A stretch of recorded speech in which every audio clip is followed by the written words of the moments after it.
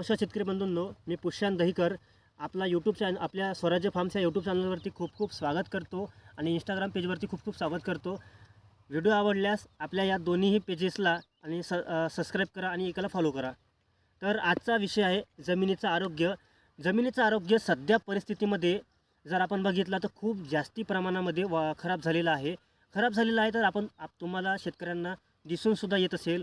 आपण जेव्हा पीक लागवड करतो, पीक लागवडीच्या सुरुवातीपासूनच पिकाची वाढ होत नाही. वाढ खुंटलेली असतो, वाढ एकदम छोटी असतो. जर वाढ झाली तर रोगांचा प्रादुर्भाव जास्त असतो. त्याच्यासोबत परत आपला किडींचा प्रादुर्भाव वाढतो. हे सगळं काय आहे, आपल्या जमिनीमध्ये आपली जे मित्र कीटक आहेत, ते मित्र कीटक जे जीवाणू आहेत, ते जीवाणू आपल्या जमिनीतून कमी झालेले आहेत. जमिनीचा सेंद्रिय कर्ब कमी झालेला आहे. जमिनीमध्ये जे उपयुक्त जे पिकाला पोषक आहेत ते जीवाणू नाही आहे. त्या कारणामुळे आपल्या जमिनीचे आरोग्य हे खराब होत चाललेले आहे. त्याचं मुख्य कारण म्हणजे आपण अतिरेकी प्रमाणामध्ये रासायनिक खतांचा वापर करतो.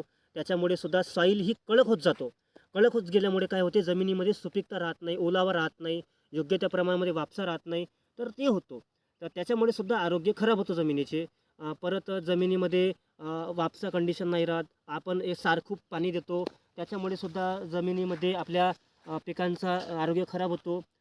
सोबतच वाढ तर एक मुद्दा आहेच.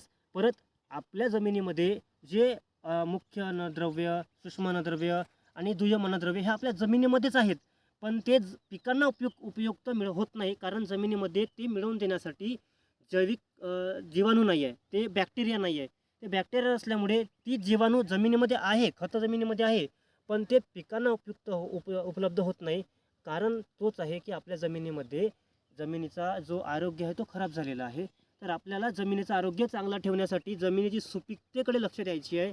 पिकांचा फेरफालट असेल, हिरवळीचे खतं असेल, शेणखत असेल, परत रासायनिक खतं असेल, रासायनिक बुरशीनाशके असेल, रासायनिक कीटकनाशके असेल, जेवढेही आपण आपल्या पिकामध्ये टाकतो, याच्यामुळे काय होतं, आपल्या जमिनीमध्ये उपयुक्त प्रमाणामध्ये जीवाणू तयार होतात. आणि जितके जास्त जीवाणू तयार होतील तितकी जास्त आपली ही जमीन जी आहे, ही जमीन अशी भुसभुशीत होतो आणि हे सुपीक होतो.